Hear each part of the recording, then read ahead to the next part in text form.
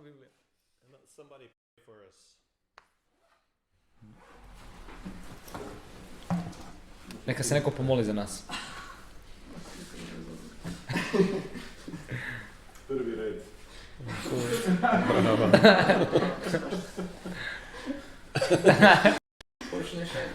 Andre came in later than you, so Andre. Ajde. Evo, Bože, hvala ti što smo se mogli kupiti večeras. Evo, molim te da još neki stignu ako su na putu. Molim te, vodi nas da okućimo o tebi i pripremi nas da čujemo što moramo čuti. Amen. Amen. Amen. Oh. Thank you. Okay, we're starting with a new section of the Gospel of John, chapters 5 through 10. Ok, započinjemo s novom sekcijom unutar Ivanovog evanđelja, poglavlja 5 do 10. And the short title is The Darkness Resists. Kratak naslov je Tama se opire. Just as a reminder, here's our big chart. Kao podsjetnik, ovdje je naša veliki graf. So chapter 1 is an introduction. Poglavlje 1 je uvod. And then in chapter 2 through 4, we have our first major section of the gospel. I onda u poglavljima 2 do 4 imamo prvi veliki odjeljak unutar evanđelja. And that's Jesus beginning to reveal himself. I Isus se počinje obznavljivati. And then what we're starting now with the new year is this second major section, which is chapters 5 through 10. I što zapravo započinjemo sad u ovoj godini je drugi taj veliki odjeljak, poglavlja 5 do 10. And we'll have the same, we're going to be addressing the same themes, just additional material. I zapravo razmišljat ćemo o istim temama, ali imat ćemo drugačiji materijal. So it'll still be the two big themes. Well, what are the two big themes? Biće te dvije velike stvari, pa zapravo koje su te dvije velike stvari?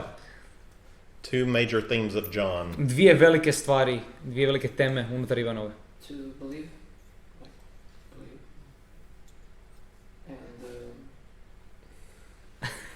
I'll call that the nature of faith. So how do we understand what belief, not only to believe, but how do we understand what is true faith? Znači prva ta velika stvar je priroda vjere, a ne samo kako vjerovati, nego koja je stvarno istinska narav same vjere, vjerovanja. And the other? I druga?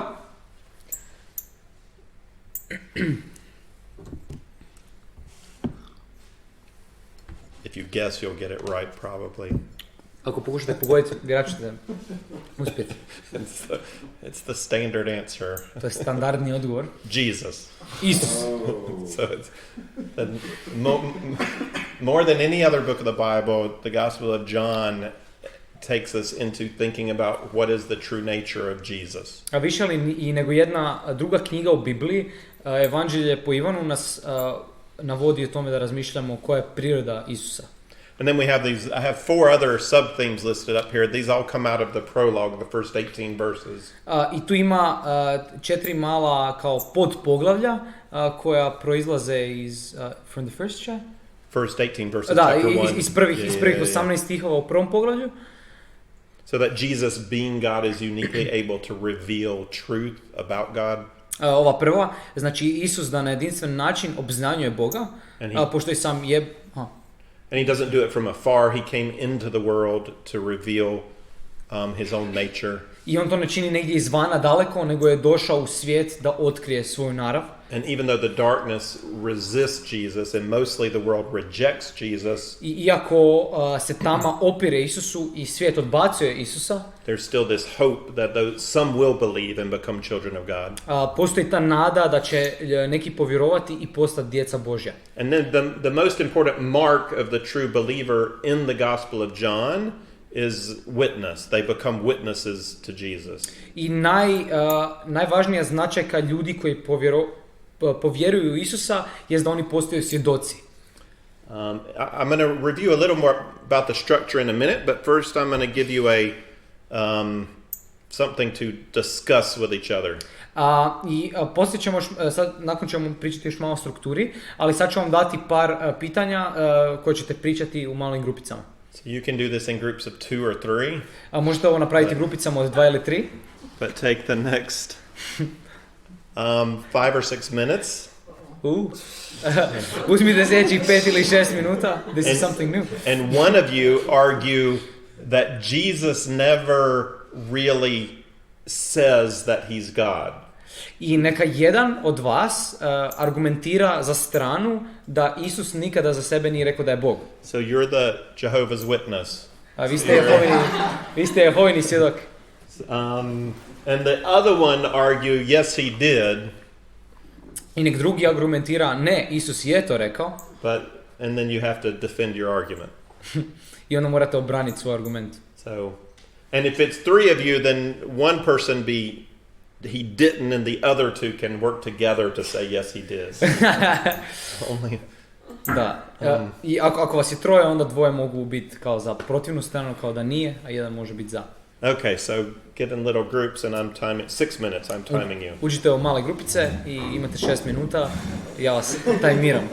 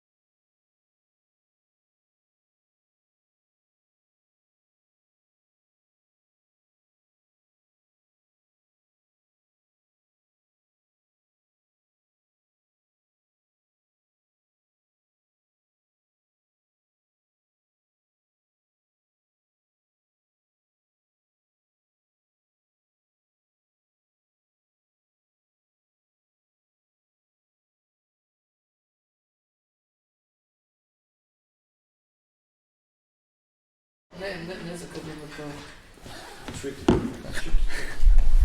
Disagree. All right. I know that wasn't Okay. enough time to do any research. Ja znam da to nije bilo dovoljno vremena da napravite ikakvo istraživanje. Let's see. But give me something. What did anybody have any ideas on how you would argue that?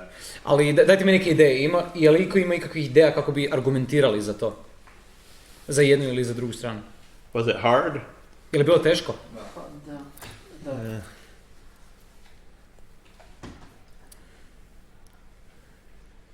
Anybody have any ideas what you would say? Je li iko ima ikakvih ideja o tome šta bi rekli? Pa rekao bi da je teško, mislim, mi znamo za kao činjenicu, vjerujemo da je to trojedini Bog. Aha. Tako da čim Isus govori da je on sin Božji, to je za nama ko da govori da je jednako sa Bogom. Aha. Tako da kad bi tako gledao, onda bi rekao joj da, on tako se govori. Ali ako baš kao, on nigdje ne kaže joj da, ja sam isto što i Bog. Jer ja jesam Bog. Mislim, koristi frazu ja jesam, tako da možda po tome bi se moglo, ali sad da baš govori da, ja sam Bog, ili tako nešto, ne bi moglo pratiti. Yeah, good. And that phrase, I am, we've had it one time, I think, so far in the Gospel of John. And we'll have to see as we go through how clear that becomes. You're going to translate? Aha, oprosti. No, I wandered off. No, I remembered the second time. Ima jedna fraza s kojom smo se susreli koja je slična, ali vidjet ćemo kako će se to razviti i koliko zapravo nekako čisto i razumno to postane u ostatku evanđelja. Because Jesus he says a number of things. He's going to say in our passage tonight, God is working and I'm doing the works that God does. Jer recimo u odjeljku koju ćemo čitati večeras, Isus će za sebe tvrditi da Bog radi, a ja radim taj posao koji Bog radi. So in chapter 5 verse 19, the Jews are going to want to kill him because he's making himself equal to God. U poglavlju 5 stih 19, Židovi će ga htjeti ubiti jer se on čini jednakim, stavlja sebe na jednaku poziciju kao i Bog. But the people who have opposed him haven't understood him. Ali ljudi koji mu se opiru nisu ga razumjeli. So we could say they got that wrong too. He didn't really make himself equal to God. They just thought he did. Ali onda možemo opet napraviti taj argument, pa oni zapravo nisu ni razumjeli tu tvrdnju da se on zapravo čini jednaki s Bogom, pa onda može zapravo kao ni nije se. And he'll say he's one with the Father. On će reći da on jedno s Ocem. But then we're all one with each other, but we're not the Trinity. Ali opet onda smo mi i svi jedno, ali nismo dio trojstva. He calls himself, we said he likes the term son of man. Spomenuli smo da voli jako tu frazu sin čovječi. And if you take that to be the Daniel chapter 7 son of man, then it sounds like he's giving himself a very high title. I ako mislite da se to odnosi na sliku sina čovječega iz Daniela 7, onda zapravo sebi daje vrlo visoku titulu. But if it's Ezekiel son of man, which is the most common use, then it's just I'm a prophet. Ali ako je sin čovječi iz Ezekijela, onda je to samo najobičniji čovjek, prorok. So one of our focuses tonight ought to be to look at, did the Jews opposing him get it right? Like, why did they think he was saying he's equal to God? I danas ćemo razmišljati o tome, o ti židovi koji su ga slušali, koji su se opirali njemu, jesu li oni stvarno razumjeli to što je Isus za sebe tvrdio? Je li on stvarno tvrdi za sebe da je sin Božji? On one hand, it's very frustrating that Jesus doesn't just come right out and say it more clearly and more often. S jedne strane, vrlo je frustrirajuća činjenica da Isus jednostavno ne kaže izravno ja sam sin Božji i ne čini to češće. But on the other hand, it fits with Jesus' interaction with people. He's forcing you to pursue him more deeply. Ali na neki način slaže se sa Isusom. On na neki način vas tjera da idete i upoznate ga dublje. And that's the question for us going through the Gospel of John. When we really pay attention, when we really seek Jesus, what is he really saying? I to je jedna stvar dok sad promatramo Ivano evanđelje, dok pokušavamo upoznati Isusa, što je to što on zapravo govori. Before I get into explaining the structure of chapter 5, I want to remind you of what we've done and what we're getting ready to do. Prije nego što uđemo u objašnjavanje strukture 5. poglavlja, htio bih vam samo baciti natrag pozornost na šta smo već prošli. Some of the biblical books are more structured than others. John has quite a bit of structure. Neke knjige u Bibliji su više strukturirane od drugih i Ivanovo evanđelje ima puno strukture. And when you can see the structure, it's helpful because structure points you to meaning. I kada možete vidjeti tu strukturu, to je vrlo korisno jer vas ta struktura usmjerava na značenje. So if you remember in chapters 2 through 4, the structure was on either side. We had the first sign and the second sign. I u poglavljima 2 do 4 struktura je bila ovakva da ste na početku i na kraju imali jedan nekakav znak koji Isus učinio. So a wedding at Cana and then a healing at Cana. Vjenčanje u Kani i onda iscijeljenje u Kani. And then we had some people at a Passover who believed without believing. I onda smo imali neke ljude na Pashi koji su vjerovali bez da zapravo vjeruju. And some people in Galilee who were at that Passover who received without receiving. I onda ljude na toj istoj Pashi u Galileji koji su primili bez da zapravo primaju. So that was challenging the idea of true belief, that all belief is not saving faith. I to je na neki način potreslo tu ideju o tome šta je vjera, da možda svaka vjera nije ta spasonosna vjera. And then we had two important conversations, one with Nicodemus, the man who should have believed. I onda smo imali dva razgovora, razgovor sa Nikodemom, čovjekom koji je trebao vjerovati. And one with the Samaritan woman in a false religion who should not have believed. I jedna sa ženom, Samarijankom u krivoj religiji koja nije trebala vjerovati. And then in the center we had the testimony of John the Baptist.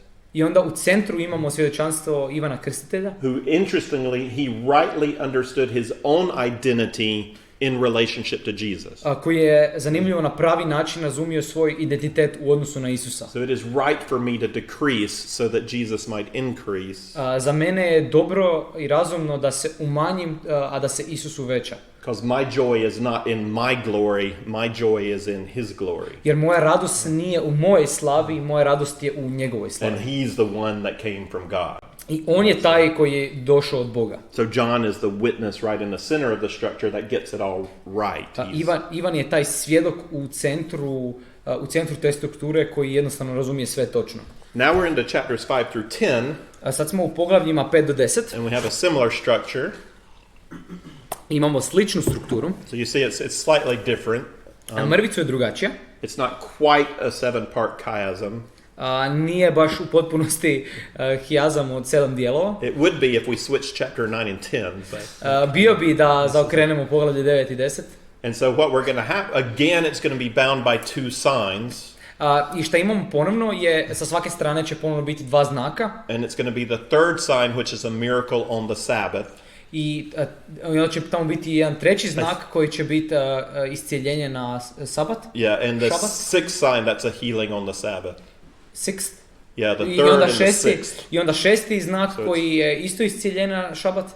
So in chapter 5 it's a lame man, in chapter 9 it's a blind man. U poglavlju 5 je slijepac, a u poglavlju 9 je hrom čovjek. In both cases it's going to make the religious officials really mad at Jesus. I u oba slučaja židovski visoko rangirani ljudi će biti stvarno isfrustrirani time. And in both cases Jesus is going to then take the opportunity to reveal truth about himself. I oba slučaja Isus će iskoristiti tu priliku da otkrije istinu o samome sebi. In the second half of chapter 5 he's going to make claims and he's going to call witnesses. I u drugom dijelu 5. poglavlja on će iznijeti neke tvrdne i pozvat će svjedoke. And in chapter 10 he's going to make claims and call witnesses. I u poglavlju 10 on će također pozvat svjedoke i napraviti reći neke izjave i pozvat svjedoke. So in this sense the first half of chapter 5 parallels chapter 9. I tako u tom istom smislu prvi dio 5. poglavlja je paralelan sa 9. poglavljem. Those are the two Sabbath healings. To su dva iscijeljena na šabat. And then the second half of chapter 5 and chapter 10 parallel, that's the claims and the witness. I onda drugi dio 5. poglavlja i 10. poglavlje su također paralelne i to su te izjave i svjedoci. And then more our internal structure, chapter 6 as all takes place around the Feast of Passover. I ta unutarnja struktura gdje imamo to 6. poglavlje koje se odnosi na gozbu tijekom Paske. And it involves Jesus interacting with Galileans, Isus tu je u nekakvoj interakciji s Galilejcima, most of whom are going to reject him. od kojih će ga većina zapravo odbiti. And then chapters 7 and 8 are around the Feast of Booths.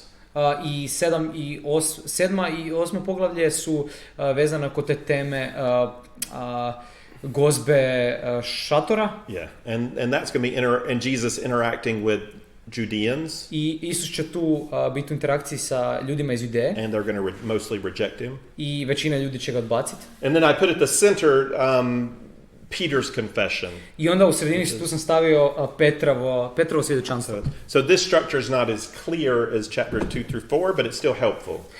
I tako da ova struktura možda nije toliko jasna i čista ko ono od 2 do 4, ali je svejedno korisna. And since we have limited time tonight, but I want to do the whole chapter. S obzirom da imamo vrlo limitirano vrijeme večeras, ali želim da prođemo kroz cijelo poglavlje. So we're going to do the first 17 verses kind of quickly. That's the story. Prvih 17 stihova proći ćemo vrlo brzo, to je taj dio koji je priča. And then we're really going to focus in on the middle verses, 18 through 30. I onda ćemo se fokusirati na te srednje stihove 18 do 30. Because those are the claims. Jer to su te tvrdnje. And then we'll also hit 31 through 47, which are the witnesses. I onda ćemo također imati 31 do 40? To 47. 31 do 47 koji su svjedoci. So I need a reader, somebody who will read for us in Croatian. Tako da trebam nekog ko bi nam to htio pročitati na hrvatskom.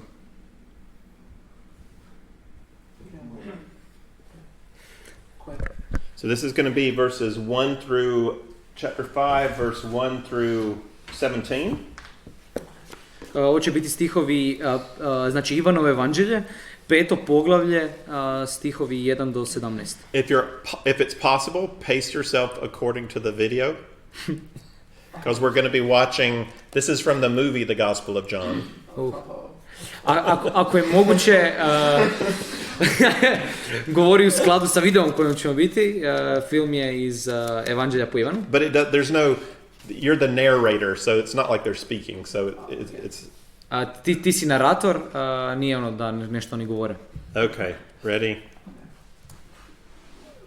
Go. Nakon toga bio je židovski blagdan i Isus se zaputio u Jeruzalem. Sorry, there's just nothing happening, so am I supposed to be... Oh, it's only happening on my screen. Oh, okay. Yeah, let's make it happen on your screen. Thank you for telling me. There's nothing happening. You confuse them, man. Let's see. I do not know why it's not on your screen, but I can make it. Just give me a minute. Duplicate. Is extended. Oh, I'll Yeah, I'll move it over. Oh. Go back. There we go. There's Jesus. Not really, it's just an actor. They're walking to Jerusalem. Okay. Ode u Jerusalem? Yeah, start again. Glasno, onako. There you go. Nakon toga bio je židovski blagdan, Isus se zaputio u Jeruzalem. U Jeruzalemu se uz ovčja vrata nalazi ribnjak. Na aramejskom se zove Besheda i ima 5 natkrivenih trijemova. Ispod njih je ležalo mnogo bolesnika, slijepaca, bogalja i nepokretnih. Ondje je bio i čovjek koji je bolovao već 38 godina. Isus ga je vidio kako leži i znao je da je već dugo boluje. Upitao ga je, želiš li ozdraviti?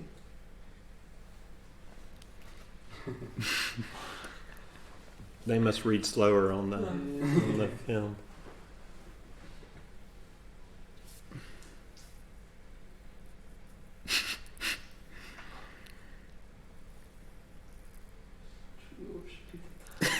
There you go. Oh no, he's talking to him. Just keep reading. Don't worry about it.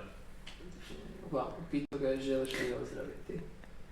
Bolesnik mu je odgovorio, Gospodine, nema nikog ko bi mi pomogao da uđem u ribnjak kad se voda uzburka.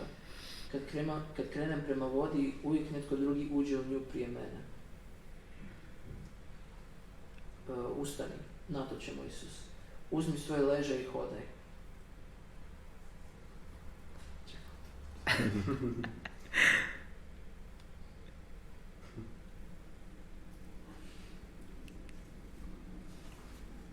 Čovjek je odmah ozdravio, uzeo svoj ležaj i počeo hodati. Bila je subota, pa su Židovi počeli govoriti čovjeku kojega Isus ozdravio, subota je. To što nosiš ležaj u subotu protivi se našem zakonu.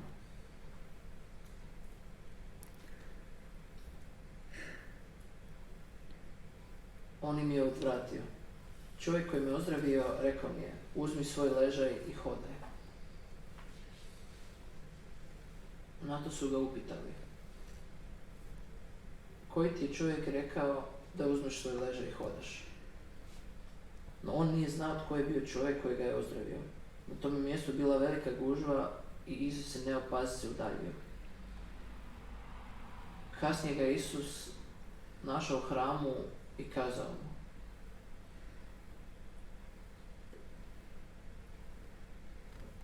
vidiš, sada si zdrav, ne griješi više da te ne zadesi nešto gore.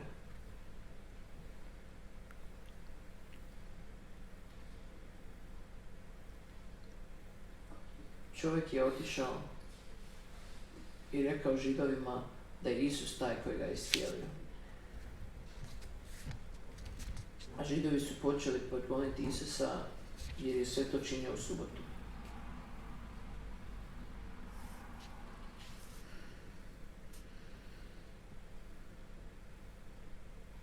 Isus im je odgovorio: moj otac nikada ne prestaje raditi.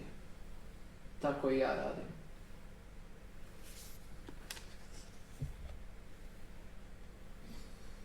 Read it, verse 18 for us. Te su riječi bile povod Židovima da se još više trude ubiti Isusa. Jer ne samo što je kršio subotu, nego je Boga nazivao svojim ocem. Izjednačio je sebe sa Bogom. Good. Uspio That was harder than I thought it would be.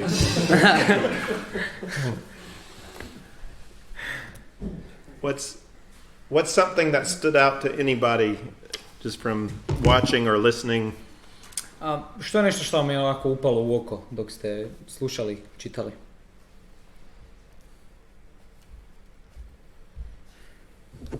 Pa to što ga je Isus pitao, želiš li je ozdraviti? Uh-huh. Zanimljivo je, zašto uopće pitati? Seems kind of an obvious. Yes. That's why I'm here at the pool. Da, zato sam ovdje kod bazena. Zanimljivo što kaže kao kada Isus opazio gdje leži, kaže dozna da mu tako već dugo vremena. Zašto se raspita baš za tog jednog lika kad je tamo na bazenu njih onako 50 ili ne znam koliko i svi su bolesni i on se baš išao raspita za toga i pitati šta je njemu i šta mu se događa. Yeah. And one of the big questions with that too, so you may have, is whether or not, like, one of the big questions is why does John report it as though it's true? Is it really true? Jedno od tih bitnih pitanja je zašto Ivan to piše o ovome iz perspektive da je ovo istina. Like, did an angel really stir up the waters and the first in was healed? Je li anđeo stvarno uzbrukivao te vode i prvi koji je ušao je bio izliječen? And I don't think so. Ja ne mislim da je tako bilo. I think he's reporting the folk tradition. Mislim da nekako tu izjavljuje nekakvu tradiciju koja je bila u narodu. He's telling us what they believed. On nam govori šta su ljudi vjerovali. But we don't get that sense of that kind of healing anywhere else in the Gospels.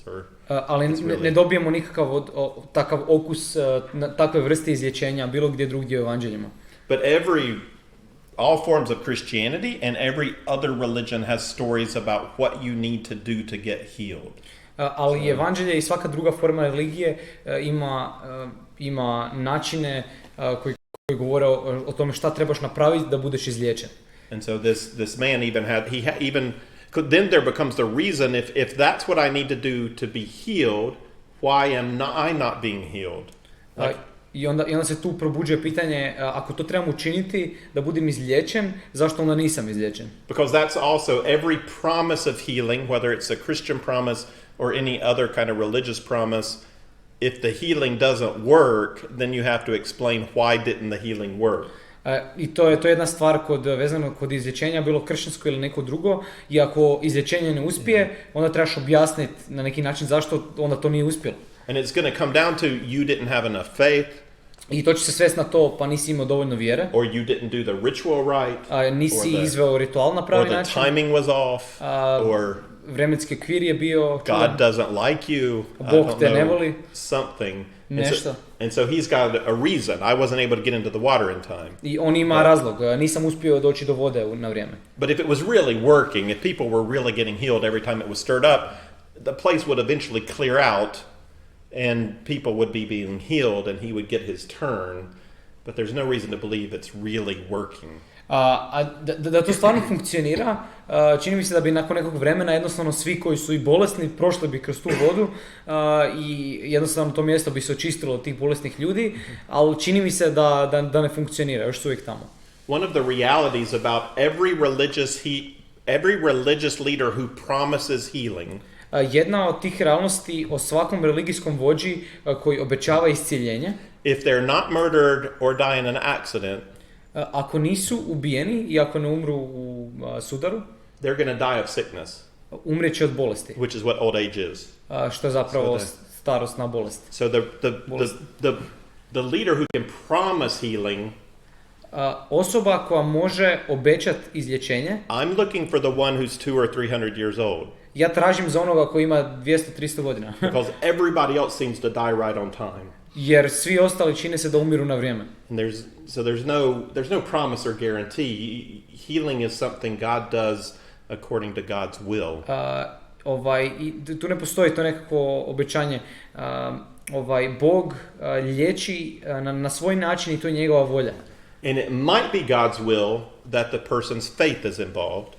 I možda je Božja volja da čovjekova vjera bude upletena u to. So when Jesus was in Nazareth, it says that not many were healed because they didn't believe. I kada Isus bio u Nazaretu piše da mnogi ljudi nisu bili izliječeni jer nisu vjerovali. And that's often God's desire, is that people would express faith, that they would ask for healing and before he gives it. I to je to neka Božja želja da ljudi izraze povjerenje u njega, vjeru u njega prije nego što budu izliječeni. But it's a mistake to think that God's bound by that. Ali greška je misliti da je Bog nekako ograničen time. Because this guy doesn't have any idea who Jesus is. He has no faith in Jesus. Jer ovaj tip, on nema pojma o tome ko je Isus, on nema nikakvu vjeru u Isusa. This is Jesus choosing to heal no matter what this guy believes. Jesus heals him. I ovo je primjer gdje Isusa na neki način nije briga šta taj čovjek vjeruje, on će ga izliječiti. But John doesn't tell us a lot about this man. Ali Ivan nam ne kaže puno o ovom čovjeku. That's not the point of this story. A to nije poanta ove priče. He's going to tell us a lot about the blind man. On će nam ispričati puno o slijepcu. With this man we're left not even knowing whether he really believed in Jesus or not. We don't know. Nakon ove priče jednostavno smo ostavljeni i mi zapravo ne znamo je li ovaj čovjek uopće povjerovao ili nije. What's more clear is that the Jews who are there don't believe in Jesus. Šta je jednostavno jasno i još jasnije je da Židovi koji su tamo ne vjeruju u Isusa. They're not even I like the way the video did it because it gave you a way to see how they might have not seen the healing take place. I sviđa mi se na način na koji je video to vam pokazao, jer možda oni na neki način nisu vidjeli sami čin izlječenja. But they just see the guy walking and he's walking with his mat, which is clearly against the rules. Oni samo vide čovjeka koji hoda sa tom ležaljkom, što je očito protiv pravila. So they jump on him and get upset at him because he's doing work on the Sabbath. I onda on njega zaskoče i kažu mu, radiš na šabat. Which is also interestingly, who told him to carry the mat? I što je opet zanimljivo, komu je rekao da nosi ležaljku? Jesus, that was direct instruction from Jesus. Get up and do work on Sabbath. Isus mu je to rekao. Ustani i radi posao na šabat. Sometimes Jesus tells us to do things that are going to get us in trouble. A ponekad nam Isus kaže da učinimo nešto što će nas dovesti u nevolju. And this is one of them. I to je jedna od tih stvari. there's no law in the Old Testament against carrying your mat on Sabbath. So Jesus was not telling him to break Old Testament law. Ali ne postoji ni jedan zakon u Starom Zavjetu koji ti kaže ne možeš nositi ležaljku na šabat, tako da Isus naređujući ovo ne krši nikakav zakon. There's a command against work. Postoji zapovjed protiv posla i rada. But you can make a really good argument that a sick man carrying his mat home after he's been healed doesn't count as work. Ali možeš poprilično dobro argumentirati da bolestan čovjek koji je upravo izliječen i nosi svoju ležaljku doma, da se to ne ubraja pod rad. But the Jewish elders had made this whole big list of, they've defined what work is. Ali židovski starješine su napravili toliko veliku listu o tome šta posao zapravo je. I had a professor, when he was in school, he lived across the hall from a Jewish guy. Imao sam jednog profesora koji kad je bio na fakultetu živio je preko puta jednoga Židova. He wasn't real serious Jew, but he tried to keep the Sabbath.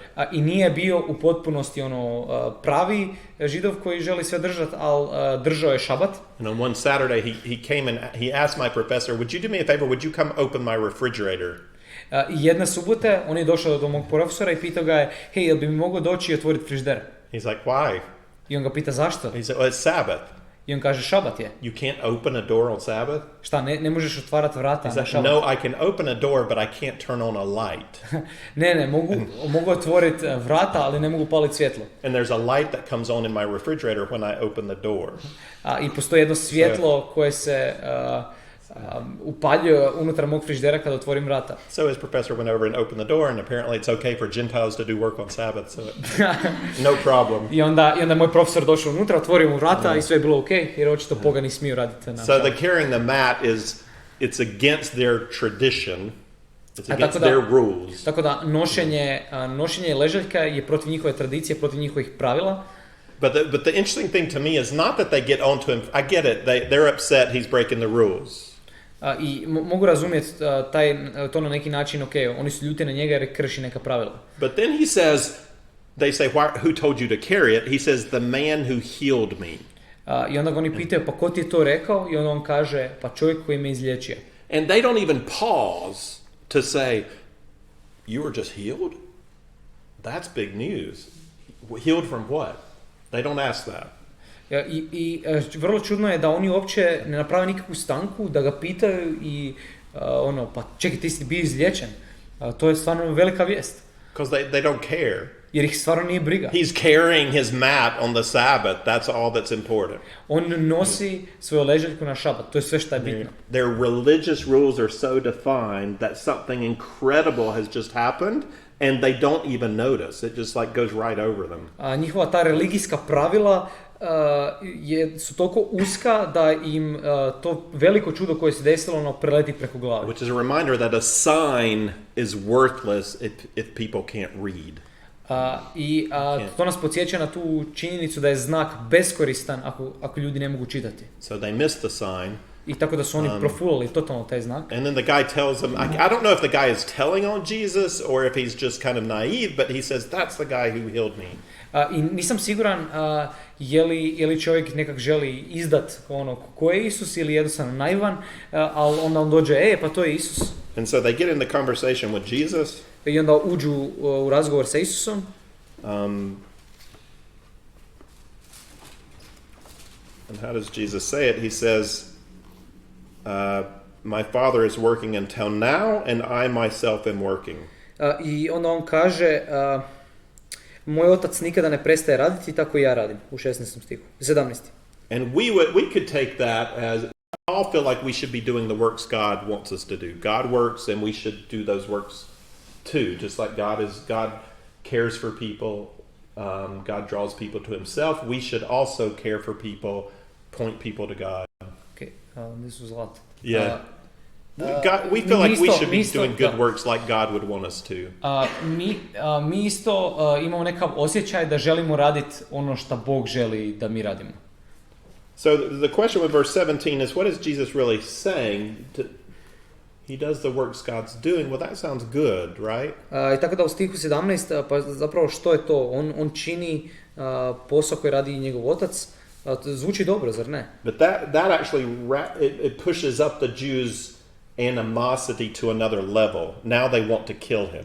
Ali to diže to nekako neprijateljstvo Židova na sljedeću razinu, sad ga žele ubiti. Because he's making himself equal to God. Jer on sebe izjednačava s Bogom.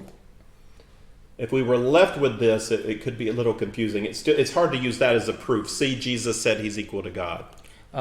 Ako bi nekako stalo na ovom, onda bi bilo teško odgovoriti na taj argument, pa kao Isus sebe izjednačava s Bogom ovdje. But he's not going to leave us with that. Ali neće nas ostaviti And what's na ovom. really interesting, the really interesting part is verses 19 to 30.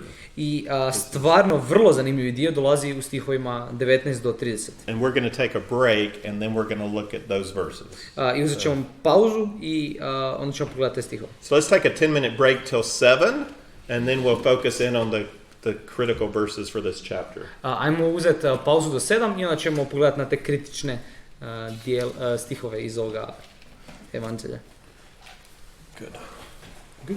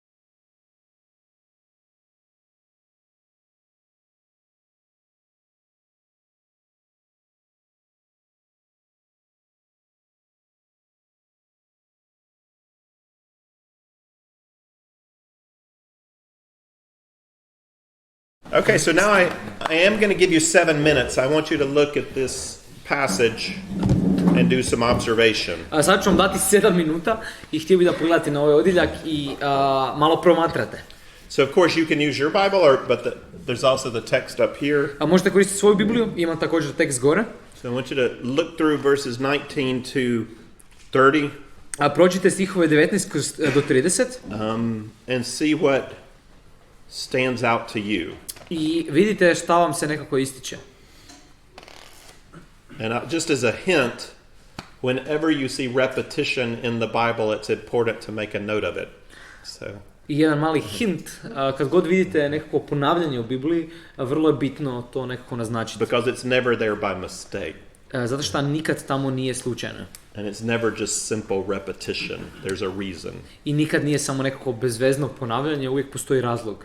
So just read through it and just whatever stands out to you, make a note. And when we're done, I want everybody to maybe share one or several people share something you've noticed. Tako da prođite kroz to, promotrite, zabilježite si to i kada smo gotovi, par ljudi može podijeliti. Okay, 7 minutes. 7 minuta.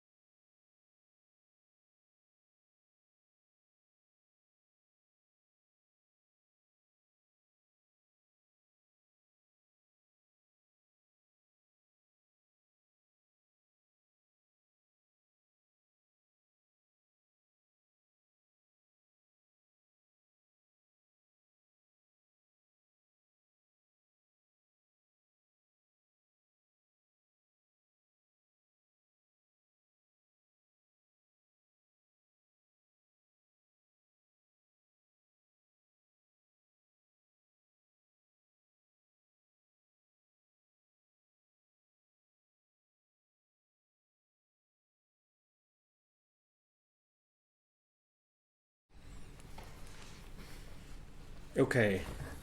Ok. What are some things you noticed in the text? Koje su neke stvari koje ste primijetili u tekstu? Interesting, strange, confusing. Zanimljive, čudne, zbunjujuće. Mnoge se stvari ponavljaju, Mm-hmm. tako da, mislim, sad ne znam točno kako izgleda hijazam, ali jako me podsjeća na ono što je prvo poglavlje u ovom Ivanu, kad se poklapali oni stihovi, ne, jer ono može se skoro 30. redak te isti poput 19. i samo tako, i da je opet najvažnije ono u sredini, ne znam, tak je meni, ne znam, je dosta s tog ponavljanja. It's possible. Moguće. What else? Meni je od toga zanimljivo, znači u 22. i 27. stihu naglašava da je kao ono što se tiče suda i prosuđivanja, Isus ima potpunu slobodu. Uh-huh. A dalje u 30. stihu nekako pokazuje Isusu veliku mudrost i zrelost, jer bez obzira na tu preveliku, znači 100% slobodu, on govori, ja svejedno gledam Oca kao primjer i nekako to ostavlja velik primjer na sve, bez obzira na koju slobodu mi imamo, treba imati ovako primjer na koji se treba ugledati. Jer to je i potvrđuje tako rečenicu iz 19. gdje se govori, radim samo ono što gledam i razumijem ono što Otac radi. Uh-huh. Yeah, good. I want to come back to that.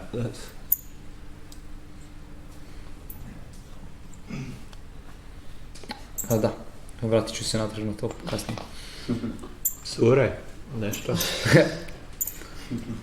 Nešto cure.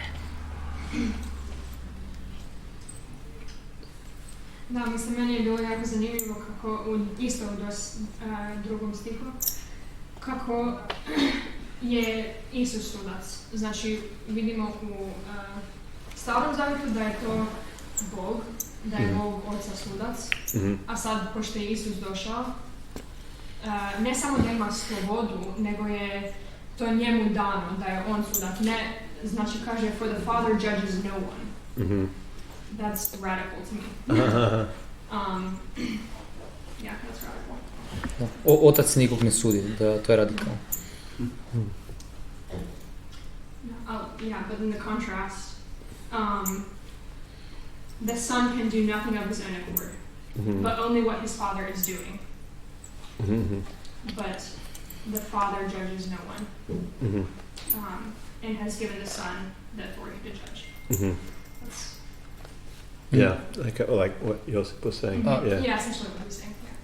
Yeah. Da, u kontrastu toga da otac, to je sin ne može raditi ništa bez oca, ali onda sin ima vlast nad sudom, ali opet sin ne sudi bez oca. Nešto slično poput onoga što je Josip rekao. Meni je bilo zanimljivo da su 25.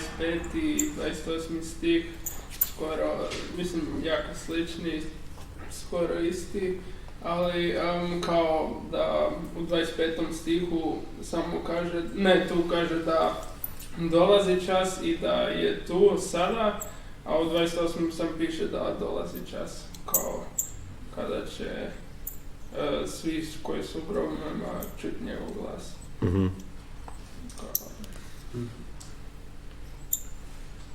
Yeah, good. Da, dobro.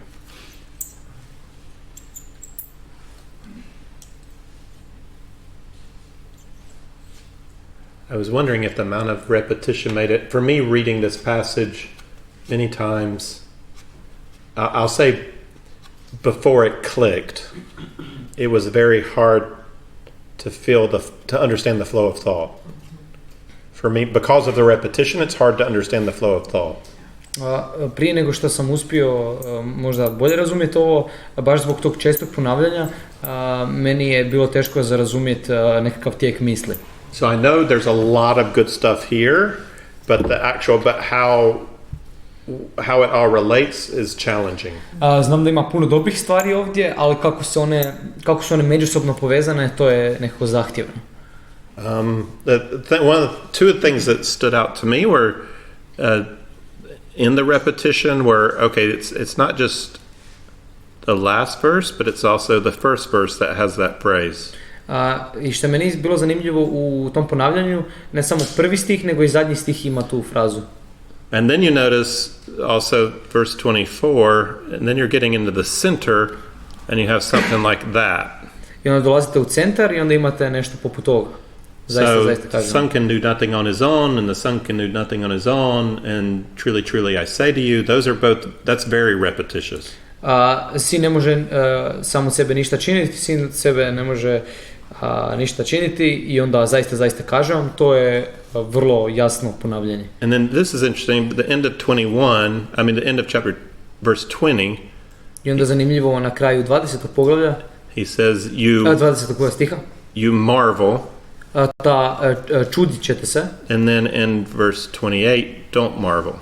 I onda u stihu 28, ne čudite se. There's some more repetition. Evo tu ima još ponavljanja. And then, what else? Anybody see any other repetition? Je li vidi još neko ponavljanje? Došao je čas. The time is now. Yeah, where is that? What verse? Right here. 25. Uh-huh. U kojem je to stihu, evo ga? Čas 25 and then 28. Yeah. 28. Yeah. Pa je to za sud. 22. 27. 22. Sud. And 30 just... Well, what was the next one you said? 27. This is... Ovlasti ga da sudi, sav je sud predao i tako. Mislim, okay. And then Julia's pointing out it's also down there. Da. Toliko se to uskrisuje mrtve. Da, resurrection of the dead. So, with kind of Dominique's question, is this also chiastic? Dominikovo pitanje je li ovo možda isto hijazam? Yes, it is. Da je. So we've got this. Oh, you can't see very well. It's not on the screen. Sorry. Ne možete vidjeti dovoljno dobro, nije na ekranu. But the Zoom out? if I zoom, does it? I don't know if I can. Ooh. Nice. Anyway, not sure it helps though. Anyway, I can explain it, but you sort of get it. The A and A prime, so the two things on the end, the repeated phrase is the son can do nothing. I možete već primijetiti taj prvi početni dio A i A crtano, ta fraza koja se ponavlja je sin ne može od samo sebe činiti ništa. So that's verse 19 and verse 30. A stih 19 i stih 30. And then B and B prime have to do with the you will marvel, don't marvel. A B i B crtano, tim ćete se čudom čuditi, ne čudite se. And that's 20 and 29. I to je 20 i 28. And then 21, 22, both talk about God giving Jesus the power to give life and the authority to judge. I 20 i 21, oba stiha govore o tome kako Isus ima snagu oživiti mrtve i kako je Isusu dan autoritet da sudi. And then verse 26, same thing. You have the right to give life and the right and authority to judge. I stih 26 također imaš pravo dati život i imaš pravo suditi. And then verse 24 and 25, that's D and D prime, that's the center. I stihovi 24 i 25, to je D i D crtano, to je taj centar. And both start truly, truly I say to you. I oba stiha započinju zaista kažem vam. But then they also both say the one who hears will have life. Da, ali onda opet kaže tu zanimljivu frazu, oni koji čuju imat će život. That one's, at least in my Croatian, it's a little different than the Greek because it uses sluša and čuti. So you might not see that it's in the Greek it's the same word. Na hrvatskom je možda malo zeznuto u mom prijevodu jer koristite dvije fraze slušati i čuti, na grčkom je to ista riječ. And it looks like I made a mistake because vječni shouldn't be highlighted, but život should be highlighted in D. I čini se da u D sam isto pogriješio jer vječni ne bi trebalo biti podcrtano nego život. So it's hear or listen and have life. That's the connection. Znači, slušaj, čuj, imaj život. And why did John write like this, or why did Jesus speak like this? Zašto je Ivan pisao na ovakav način? Zašto je Isus govorio na ovakav način? One is because they like it. Prvi razlog je zato što im se to sviđa. Every culture has style. Svaka kultura ima svoj stil. And people write according to the style preferences of the times. I ljudi pišu s obzirom na stilsku kulturu tog vremena. I would add, I think something else that going, actually Josip and Julia, you hit on something I think is very important. Josip i Julia, mislim da se dotaknulo nešto što je vrlo bitno. When you're talking about the nature of Christ, kada pričate o naravi Krista, you're talking about a complex subject. Pričate o jednoj vrlo kompleksnoj temi. And you need to be able to keep some truths in tension. They kind of pull at each other. I na neki način morate ostaviti neke od tih istina u tenziji. And so you do have, it's interesting, on the outer sides, Jesus is saying, I can do nothing apart from the will of God. I iz tih nekih vanjskih, znači sa obje vanjske strane, sin ne može ništa činiti sam od sebe bez Boga. And when you think about that for Jesus that's probably the same thing as saying I will do nothing but the will of God. I za Isusa možete se misliti, pa možda to zvuči isto kao ja neću činiti ništa drugo osim Božje volje. But Jesus is constrained, he's held back by his own character. Ali Isus sam sebe suzdržava ga njegov karakter. So for example, I would say, we could say that it is impossible for Jesus to sin. Mogli bismo reći da je za Isusa nemoguće da griješi. Theoretically it's possible. Teoretski to je moguće. Because he's fully human. Jer u potpunosti je čovjek. But his character is such. Ali njegov karakter je takav. He is perfect, he is good, he's absolutely consistent. Da je savršen, da je dobar, da je savršeno konzistentan. That he cannot act against who he is. Da ne može djelovati suprotno onome ko on jest. So however we phrase it, the practical result is Jesus cannot sin. Kako god to stavimo u riječi, praktični rezultat je sljedeće, da Isus ne može sagriješiti. In the same way, because of his character, his consistency, his goodness, a na isti način, zbog njegovog karaktera, zbog njegove dobrote, he cannot act out of the will of God. Ne može djelovati suprotno Božjoj volji. He will always submit himself to the will of the Father. On će se uvijek podložiti volji njegovog Oca. So that could be part of what he's saying when he says I can do nothing, because he would never act out of harmony with God the Father. I to može biti dio toga da on ne želi činiti ništa drugo osim Božje volje, jer on nikad neće djelovati između te harmonije njega i Oca. But one of the effects of that statement is to emphasize that Jesus, the Son, is unique from the Father. He's separate. He's not equal in the sense as the same as. Jedan od efekta te izjave je da izjašnjava tu različitost Sina i Oca. Oni su drugačiji. And this is the problem when you claim equality with God. I to je problem kad tvrdiš tu jednakost sa Bogom. There's only one God. Postoji samo jedan Bog. So you can't be equal to God. Tako da ne možeš biti jednak s Bogom. Without the concept of the Trinity. Bez koncepta trojstva. Either you are God or you're not God. Ili jesi Bog ili nisi Bog. And John explained this very first verses, the Word was in the beginning was the Word, and the Word was with God, and the Word was God. I Ivan to vrlo lijepo objašnjava u početku, prvi stihovi Evanđelja, u početku bijaše riječ bijaše od Boga i riječ bijaše Bog. So that's the tension. Somehow the Word was with God. I to je ta tenzija na neki način, riječ je bila s Bogom, which means separate from, distinct, što znači da je bila različita, and the Word was God, which means same as, equal to. I riječ je bila Bog, što znači bila ista. And so Jesus is getting ready to make some incredible claims. Isus se priprema izjaviti neke nevjerojatne izjave. But on either side of the claims, on the beginning and the end of the passage, I na jednoj i na drugoj strani tog malog odjeljka, he says, "But I am distinct from the Father." on kaže, ja sam različit od Oca. And I always submit myself to the Father. I ja uvijek sebe podlažem Ocu. So there's that.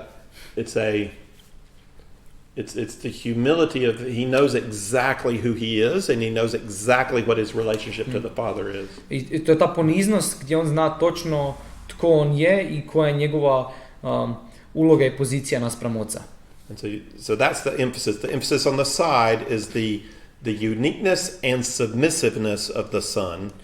I to je nešto što je istaknuto, to jedinstvenost i poniznost Isusa, And Sina. this structure, by repeating this on either end, is going to then allow us to consider but how is Jesus equal to God? I onda te izjave na svakoj strani ovog odjeljka će nam pomoći da razumijemo i razmotrimo kako je Isus sličan Bogu. But before we do that, he does this other thing in B and B prime where he plays with the word marvel. Ali onda u B i B crtano radi to isto jedno fora stvar gdje se igra sa tom riječi čuditi. So so you will marvel, don't marvel. Vi ćete se čuditi, nemojte se čuditi. So he's saying you're going to marvel at the works that I do. On kaže pa čudom ćete se čuditi na djela koja ću učiniti. Let me make sure I get the right. Help me if I'm looking at English. So that's in verse 20. Yeah, there are some great works that are going to happen and you're going to marvel. Desit će se velika čuda i vi ćete se čuditi. And and we haven't gotten to the resurrection of Lazarus and we haven't gotten to the cross, so we know there's some great works coming.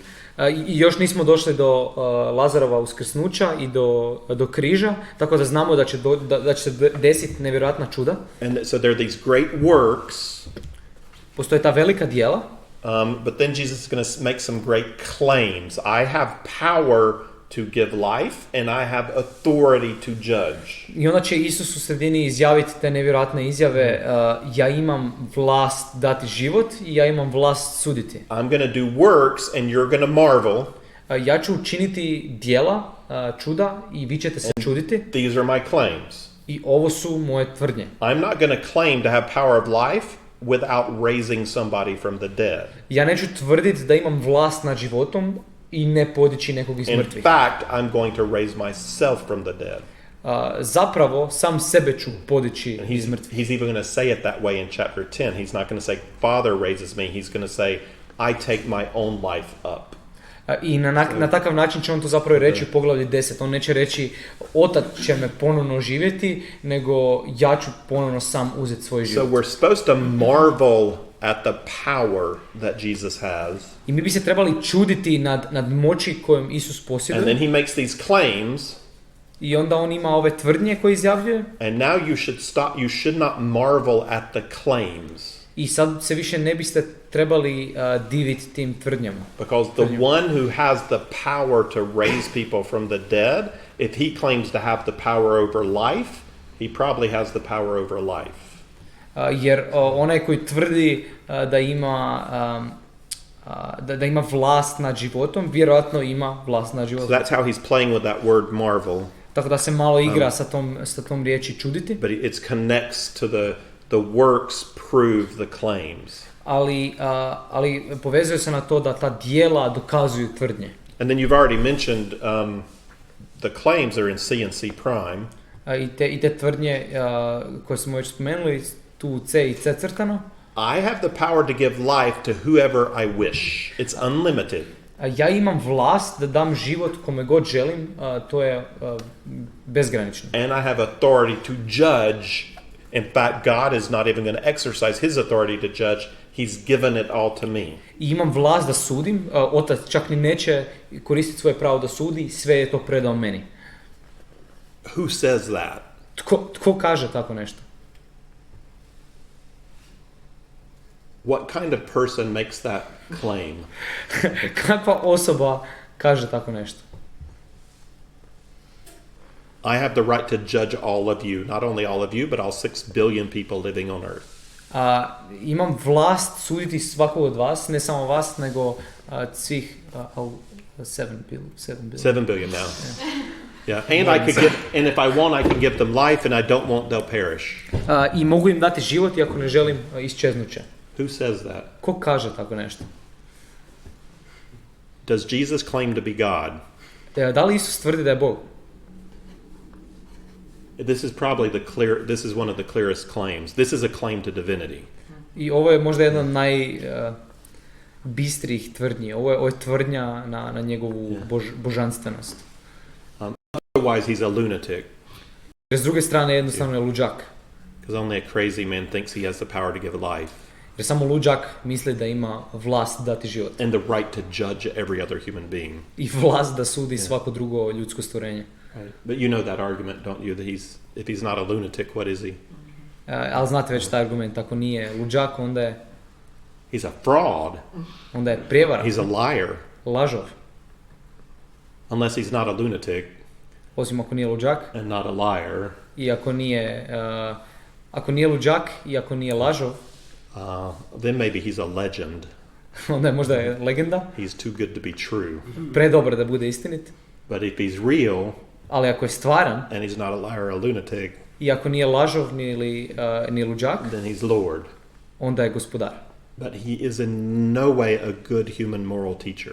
Ali na nijedan način nije dobar moralni učitelj. Because no good moral teacher says I have the power over your life. Nijedan dobar moralni učitelj ne kaže imam vlast nad tvojim životom. And he goes on in D&D Prime to say, not only do I have the power, but if you listen to me, I will give you eternal life. I u D&D crtano kaže, ako vi slušate mene, ja ću vam dati vječni život. Which again that's a claim of divinity. If you believe in me, then I give you life. I to je ponovno tvrdi da je božanstven. Ako vjerujete u mene, ja ću vam dati vječni život. Any questions about these? Any clarifications? Postoje neka pitanja vezana za ovo? I love how when you see the structure, it starts to logically make sense. Jako mi se sviđa način na koji kad vidite strukturu sve nekako počinje imati smisla. And I love this tension between the center of the C and the D.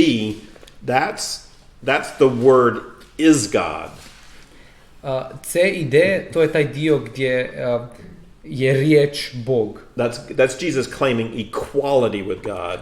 Ovdje Isus tvrdi jednakost sa Bogom. But the outer ends maintain his separateness as a person and his submission to the Father. Ali vanjski dijelovi tvrde izjašnjuju njegovu različitost od Oca, da je drugačiji.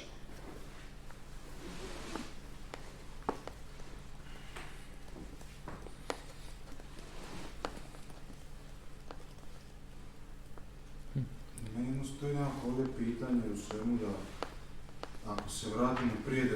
stiha malo u kontekst, znači govori farizeji su sad postali ljuti, ne samo da ga prvo, nego ga žele i ubiti. Jedno ovo izgleda kao provokacija, nekako žele ga ubiti jer se izjednačava s Bogom i onda dolaze ove sve tvrdnje gdje skoro doslovno govori ja jesam Bog. Šta sad, znači nije sad da se uspoređuje s Bogom, nego ja to jesam. Jedno nije mi jasno na koji način je tu htio pridobiti farizeje. To mi ne izgleda po najbolji način.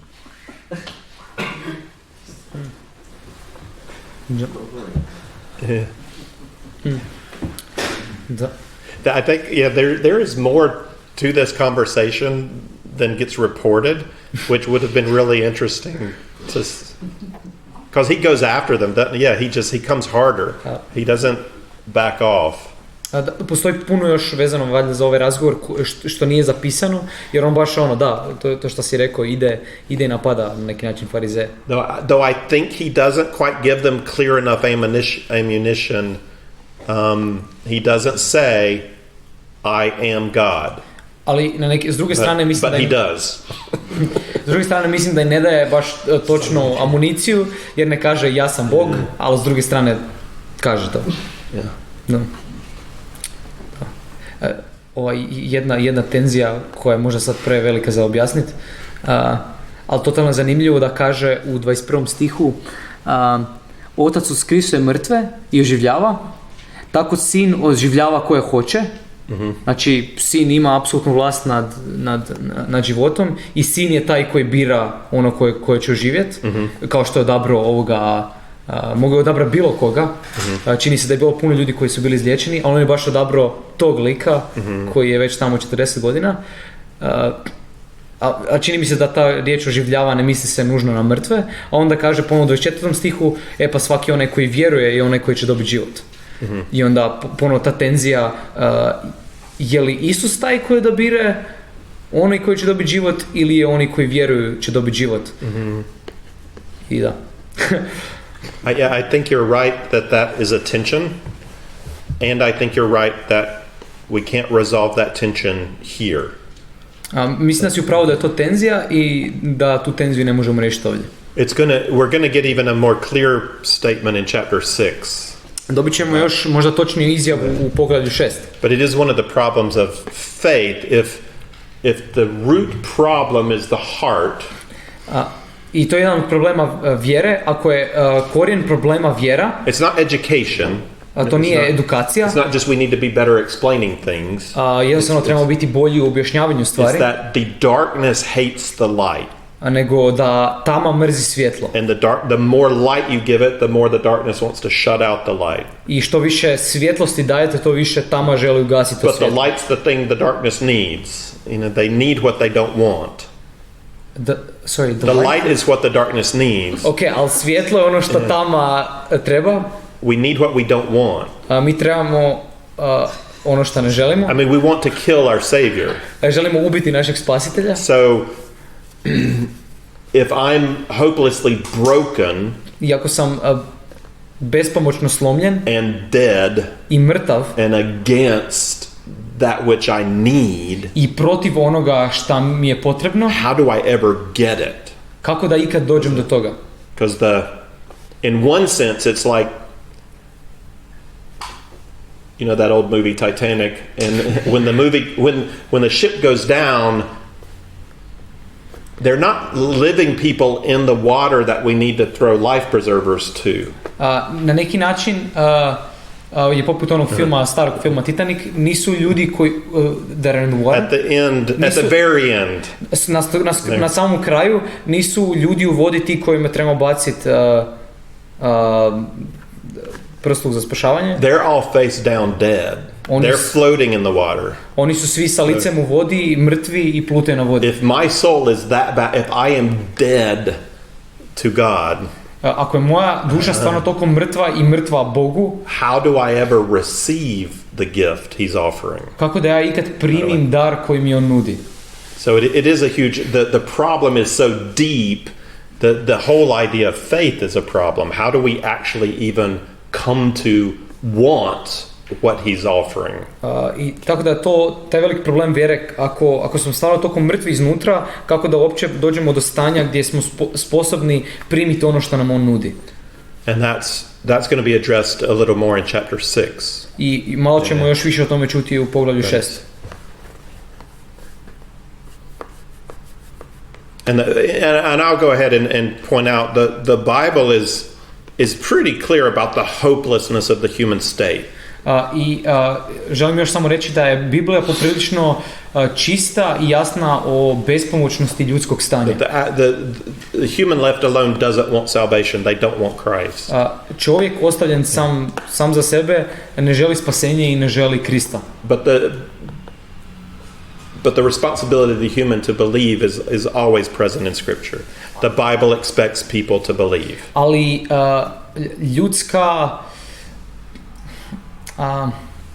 ljudska potreba i odgovornost na ljudima da oni sami povjeruju je isto također prisutna. And it's kind of on God to enable people to believe. I zvuči kao da na Bogu da on osposobi ljude da vjeruju. And I'm not sure we have to figure out how that exactly works. I nisam u potpunosti siguran da trebamo skužiti točno kako to Because I funkcionira. don't think we're able to in the Bible to really figure out how that exactly works. Jer mislim da nismo to sposobni razlučiti totalno u Bibliji kako to stvarno funkcionira. What two things we need to be clear about is that there is a hopelessness. People are totally depraved in mind and in heart. A mislim da postoje te dvije stvari koje trebamo razumjeti i koje možemo shvatiti, da su ljudi totalno isprazni i prazni i mrtvi u svom umu i srcu. And we're supposed to give them all an invitation to place their faith in Jesus. I mi bi svima trebali dati pozivnicu da dođu i stave svoju vjeru u Krista. Those two things are clear in Scripture. Te dvije stvari su jasne u pismu. There is hope for there is no hope for every man, and there is hope for every man. Those two things are clear. Ne postoji nikakva nada za svakog čovjeka i postoji nada za svakog čovjeka, te dvije stvari su jasne. Very clear. Yeah, very clear. You'll hear. I love the word tension. I think there are lots of truths that we have to be careful not to try to solve the problem. Ja volim baš tu reći tenzija, jer mislim da ima puno istina kod kojih jednostavno ne trebamo se truditi da razriješimo u potpunosti problem. It's better to maintain, if the Bible creates a tension, it's better to maintain that tension. Ako Biblija stvara tenziju, bolje je držati tu tenziju. Not to understand the Bible the best we can without oversolving things. Razumjeti Bibliju na najbolji način bez da pretjerano razriješimo stvari. And I'm one who's driven to try to solve it, so I'm for that. Try to figure it out. I ja sam onaj koji stvarno želi to razumjeti i koji želi razriješiti to, i ja sam za to, probajte razriješiti. But at some point you have to become comfortable with the fact that you're not going to fully succeed. Ali u jednoj točci trebate biti svjesni i postati ugodni u tom stanju gdje znate da nećete uspjeti u potpunosti razriješiti tenziju. Because even when you figure something else out, it just creates 3 more questions. I čak jer kad uspijete riješiti jedan mali problem, to stvori 3 nova pitanja. Okay. Okay. I want y'all to discuss the question, so I'm going to take 5 minutes and do the rest of chapter 5. I'm just going to show you what's there, but you can look at it on your own later. Tako da, htio bi da pričate o nekim pitanjima. Ima još ostatak 5. poglavlja. Jako brzo ćemo proći kroz to, ali možete sami. Because what Jesus says next, from verse 31 to 47, is to give witnesses. Što Isus kaže sljedeće je da damo svjedočanstvo. So first he says in again something we have to think about. He says in verse 31, if I alone bear witness of myself, my testimony is not true. I ponovno nešto o čemu trebamo razmisliti, stih 31, ako sam svjedočim za sebe, moje svjedočanstvo nije vjerodostojno. And I think we have to take that in the sense of my testimony is not true as testimony in a court of law. I mislim da to trebamo shvatiti na način, moje svjedočanstvo nije vjerodostojno kao na sudu. Well, there are 2 options to what he's saying. Postoje dvije opcije. That's option number 1. To je opcija broj 1. He's referring to the idea that's well established in Jewish Old Testament that to prove a claim you have to have 2 or 3 witnesses. On se referira na ideju koja je dobro ustanovljena u Starom Zavjetu među Židovima, da za bilo kakvu tvrdnju trebate imati 2 ili 3 svjedoka. And his opponents would know that. I njegovi protivnici bi to znali. So he would be taking them according to their own ideas, and he's saying, yeah, I know you won't accept me if it's just me, but I'll give you witnesses. Tako da na neki način on im daje potvrdu na njihov način, je, kažem, daću vam svjedoke. The other option is any man who claims to be God and does not have the witness of the scripture and of God is not God.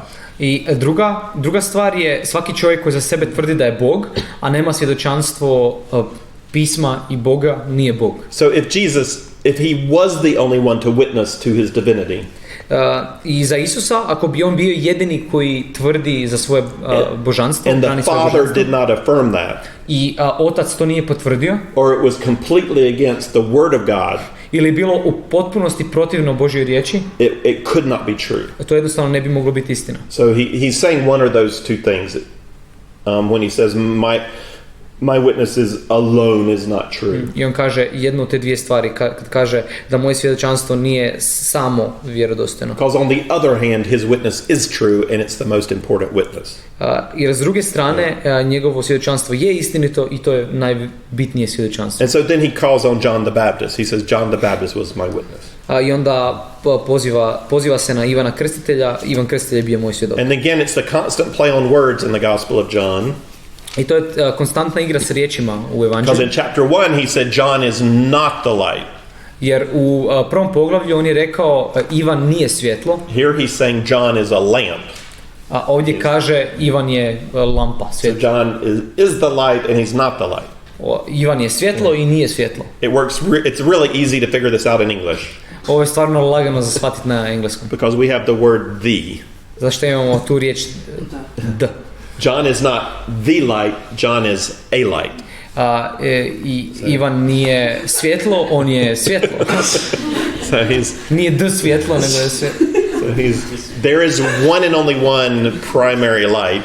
Postoji jedno primarno svjetlo. And in chapter 1 the point was it's not John the Baptist. I u poglavlju 1 to nije Ivan Krstitelj. But we can be like Jesus in that we can show other people the way to Jesus. Ali sa druge strane mi možemo biti svjetlo na način da pokazujemo put do Isusa drugima.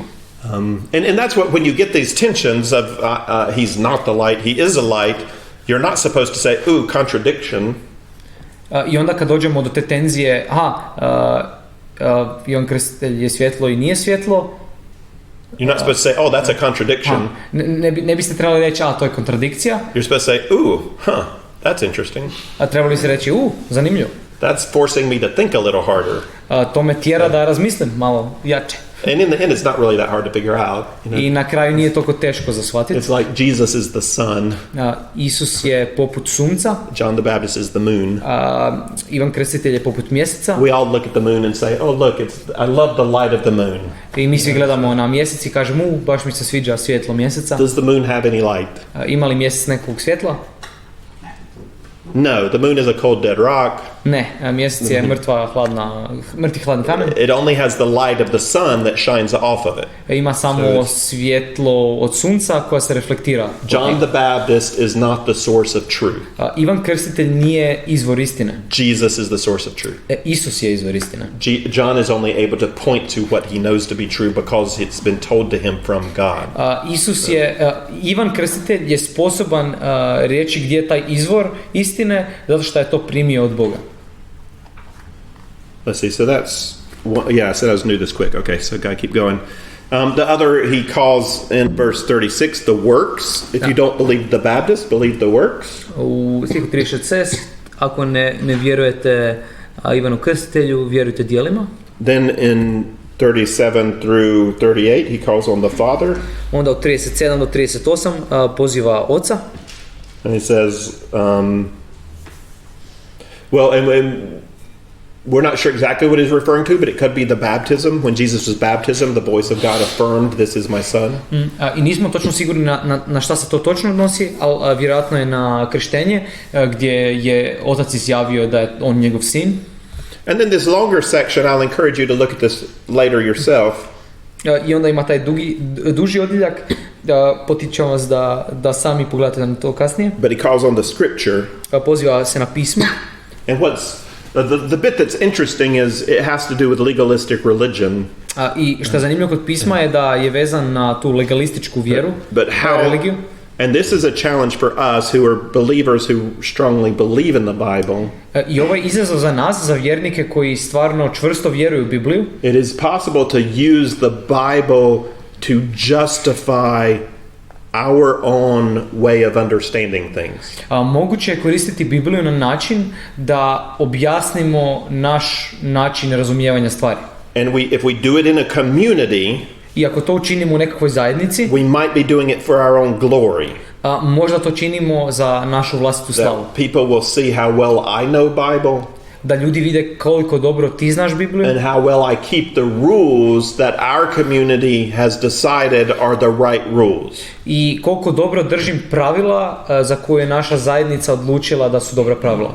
And there's it's so close to being right, but it's wrong. I toliko je blizu da bude istinito, ali krivo je. And it creates this heart where I'm really in it for my own glory. I to stvara to jedno srce toga da si ti tu radi svoje slave. And I can get really mad at somebody who has bad doctrine, but it's more about me than it is about the truth. I mogu biti vrlo ljud zato što neko drugi ima krivu doktrinu, ali zapravo to nije vezano za saznavanje istine, nego radi mene. And so that these Jews who knew the Bible so well, I ti Židovi koji su poznavali pismo vrlo dobro, completely missed Jesus. totalno su profulali Isusa. And he says, I'm all over Moses. Moses was teaching about me. I on kaže, ja se nalazim posvuda u Mojsijevim knjigama, Mojsije je pisao meni. If you really understood the heart of the Bible, Da biste zaista razumjeli srce Biblije, you would receive me right away. Primili ste bi me odmah. You would know I'm the fulfillment. Znali biste da sam ispunjenje. What's an example so far, just from the Gospel of John? How do we see Jesus in Moses? Samo kroz evanđelja u Ivanu, kako do sad možemo vidjeti Isusa u Mojsiju? Can you think of John's first 4 chapters of John? Where has John referred to Moses pointing to Jesus? Misleći na prva 4 poglavlja unutar Ivana, gdje se Ivan referira na Mojsija da pokazuje na Isusa. Meni je prva asocijacija u proslovu kada kaže da se otaborila riječ među nama. Kao šator sastav. Super, yeah, so John 1, 14 to 18. Ivan 1, 14 do 18. Kad je pričao s Nikodemom, onda kaže da treba biti uzdignut isto kao zmija u pustinji. Super. This one was Exodus, and it was about the glory of God dwelling in the tabernacle. Ovo je bio u knjizi Izlaska o Božjoj prisutnosti slavi koja se spušta nad šator. And then that one's John 3, 14 and 15, and it's referring to Numbers 21 or 22 about the snake being lifted up in the desert. I ovo je Ivan 3 i referira se na isto Izlazak 22 o zmiji koja je bila uzdignuta. Brojevi. Zmiju koja je bila uzdignuta. Great, yeah. Can you think of another one? There are at least 2 more. Bila su barem još 2. Kad je Isus išao u pustinju na 40 dana, to je kao što je Izrael bio 40 godina. That's potential, but that doesn't occur in the Gospel of John. To je dobar potencijal, ali ne pojavlja se u Evanđelju po Ivanu. I'm really interested. See, what are the first 3 words of the gospel, or first 2 words? A ko su prva 2-3 riječi u Evanđelju? In the beginning. In the beginning was the Word, and the Word was with God, and the Word was God. A u početku bijaše riječ bijaše Bog i riječ, da. Nothing was made except through Him. Ništa nije bilo stvoreno osim po njemu. He is life and light. On je život i svjetlo. So that's the first few verses of Genesis. To su prvi par stihova postanka. So, and then the one more I would add would be John chapter 1:29. I jedan još koji bi dodao je Ivan 1:21. 29. John the Baptist sees Jesus and he says, "Behold, the Lamb of God who takes away the sin of the world." Gdje Ivan Krstitelj dođe i kaže, pogledajte, janje koje je došlo uzeti grijeh svijeta. And I think that's Exodus 12, the Passover lamb. Izlazak 12, pashalno janje. Yeah. Yeah, and then and we haven't even got into all the I am statements, but that's Exodus, that's Moses. I još nismo ni ušli u sve te izjave gdje Isus kaže ja jesam, to je Izlazak. Or Isaac, being sacrificed at the last minute, God gives a substitute. Ili Izak, Abraham se sprema žrtvovat Izaka, ali u zadnjoj sekundi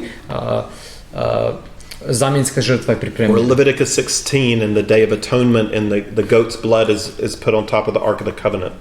Ili Levitski zakonik gdje gdje je krv zamjenske žrtve stavljena na to pomirilište. And really all the feasts, Jesus fulfills the symbolism of the feast. He fulfills the whole ritual. He fulfills the tabernacle symbolism. I sve te fešte, sve te znakove, Isus to sve ispunja, znakove unutar šatora. And he said, if you really understood this, I on kaže, ako biste uistinu razumjeli you ovo, would see that it's about me. razumjeli ste i vidjeli biste da sve piše o meni. And I think he's not saying you need to have figured it all out, but if you really had the heart of God for his word, you would get that I am the fulfillment of this. I mislim da ne misle da ako ste čitali sve to i ako razumijete da biste odmah i već prije znali, nego ako biste uistinu imali srce, Božje srce koje želi razumjeti, vi biste shvatili da je to sve o meni. Okay, now so those are the witnesses. A to su bili svjedoci. So we have the sign, and then we have the claims, and then we have the witnesses. Imamo znakove, imamo tvrdnje i onda imamo svjedočanstvo. And I have one last question for you to do, like we did in the beginning, in pair 2 or 3 people. Imam još jedno zadnje pitanje za vas, kao na početku, u grupicama od 2-3. And I'm not going to give you enough time, but just 6 minutes. I neću vam dati dovoljno vremena, 6 minuta. And one of you has to agree with this statement and argue it, and the other one disagree. I jedan treba tvrditi ovu tvrdnju i složiti se s njom, a drugi treba biti protiv nje. I shouldn't have asked it as a question, but I did. Nisam to trebao postaviti kao pitanje. I'm not going to state it as a question. You're going to state the God of Jews, Muslims, and Christians is basically the same God. Da, jedan će tvrditi da je Bog kršćana, židova i muslimana isti Bog. And one of you is for that. Jedan od vas je za to. And one of you is against it. I jedan od vas je protiv toga. And we're out of time, so I'm just giving you 6 minutes. So ostali smo bez vremena, tako da vam dajem 6 minuta. So we'll go about 10 minutes late, but you answer that and then we'll wrap it up. Tako da odgovorite na to i onda ćemo zavezati čvor. Okay, go. Idite, krenite.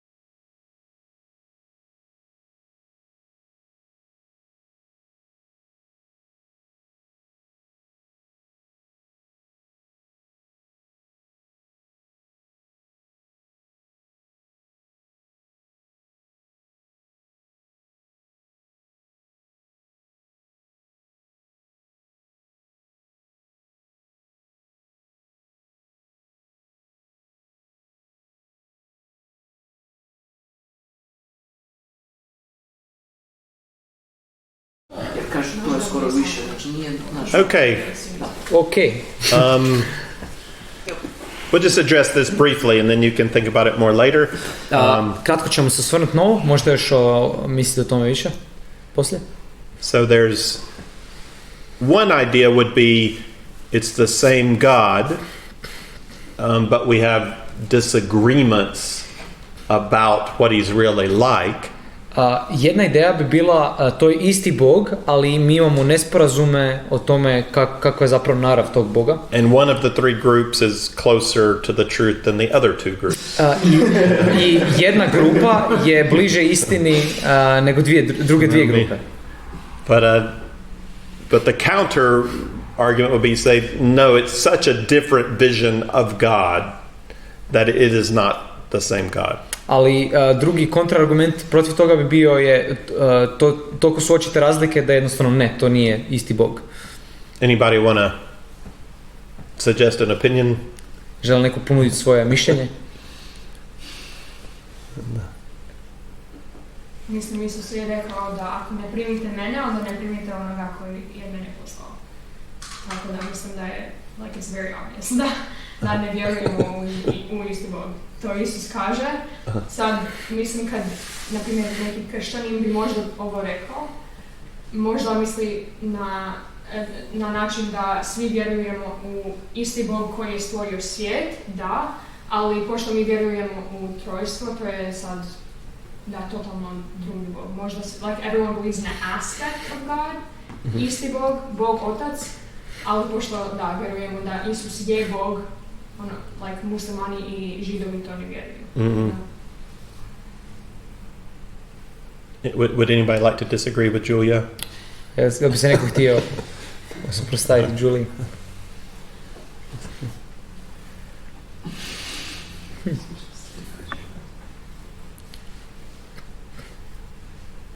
Da, možda jedan fora isto argument je židovi su vjerovali i na neki način vjeruju da postoji dualizam unutar Boga, da postoje two powers in heaven, da postoje dvije nekakve vlasti, to je da Bog nije samo jedan Bog, tako da na neki način možda možeš reći da židovi i kršćani vjeruju u istog Boga, muslimani je totalno drugačiji, jer Bog nije taj Bog ljubavi, Bog, ali samo nisu prihvatili Mesiju. Jer Mesija, za njih Mesija nužno nije Božji sin, nego samo onaj koji će ih izbaviti, onaj koji je pomazan, onaj koji će doći i donijeti Božje kraljevstvo na zemlju.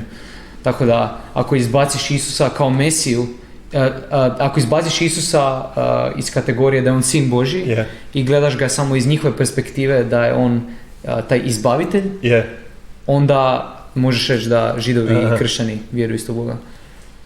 Yeah, so that's interesting because at some point our understanding of God is so fundamental that we're not even talking about the same being. U nekoj granici je naše razumijevanje Boga toliko na neki način temeljno da ponekad ne pričamo o istom biću. So I like one thing Julia said that I think it's helpful to think about is it's one thing to agree that God has certain characteristics. I sviđa mi se jedna stvar koju je Julia rekla, jedna je stvar se složiti da Bog ima određene karakteristike. And that's a place we could use to find common ground in conversation with Muslims or Jews. I to bi bilo neko mjesto gdje možemo naći zajedničko tlo u razgovoru sa muslimanima ili židovima. They won't like it when we say we agree that God is one. They think we don't believe God is one, but we do. Oni se neće složiti, neće im se sviđati kad mi kažemo da je Bog jedan, jer oni misle da mi to ne vjerujemo. I was doing an outreach in Marseille with Muslims, and if you say God is one, then their response is, no, you believe in God the Father, God the Son, and God the Mother Mary. U Marseju sam pričao sa muslimanima i oni kažu, kad im kažeš vjerujem da je Bog jedan, ne, oni kažu ne, ti vjeruješ u Boga koji je Otac, Sin i Majka Marija. And they say, and we can prove it, and They could point to this huge church with this huge gold statue of Mary in front of the church. I oni to mogu potvrditi, oni kažu tamo gore kip Marije. And then I try to say, and we don't believe in idols either. I onda ja pokušavam reći, ne vjerujemo i dole, također. They didn't believe that. To nisu vjerovali. Yeah, but we can use the holiness of God, or that God created all things. We can use those attributes as common ground. Ali možemo iskoristiti Božju svetost i to da Bog sve stvorio kao nekako zajedničko tlo. And I think that was thoughtful for Marx to say, well, maybe the Muslim vision is so different it's not the same, but that doesn't necessarily mean the Jewish vision is so different. Mislim da to bilo dobro razmišljanje od Maxa, gdje kaže da je muslimanska vizija Boga toliko drugačija, ali Židovi su možda slični. I think the Gospel of John is pushing us in the direction that Julia stated. Čini mi se da nas Ivanovo evanđelje gura u smjeru one izjave koje je Julia imala. As much as you saying that the Jews don't believe in the same God, the God of the Old Testament is the same God, but it's questionable whether Jews truly believe in that God. Ta ideja je da mi vjerujemo istog Boga. Bog Starog Zavjeta je jednak Bog kao i sad, ali je upitno vjeruju li Židovi u tog Boga. Especially when we start to talk about knowledge as in knowing a person, do we know the same God? A posebno kada dođemo u taj predio da li ga poznaš osobno, poznajemo li onda istog Boga? And this is the problem of Jesus. I to je problem Isusa. As long as God is abstract qualities of love, truth, holiness. Dok god je Bog nekakva ta apstraktna ideja svetosti i ljubavi, then we're more comfortable saying we basically agree with the same, we believe in the same God. Onda se nekako možemo složiti s tim da mi otprilike vjerujemo u istog Boga. But we've just claimed that God came in the flesh and his name is Jesus Christ. Ali upravo smo tvrdili to da je Bog došao u tijelu i da je njegovo ime Isus Krist. Which has made God concrete, particular. Što je učinilo Boga konkretnim, opipljivim. And Jesus says, he who does not honor the Son does not honor the Father who sent him. A Isus kaže, onaj koji ne časti Sina, ne časti ni Oca kojega je poslao. And we're going to need to follow this through the rest of the gospel, but Jesus is going to keep saying things like that. If you don't know me, you don't know the Father. Ali Isus će i nastavljati ponavljati takve stvari kroz evanđelje. Ako ne poznajete mene, ne poznajete Oca. Which for me personally, I think it's not the same God at all.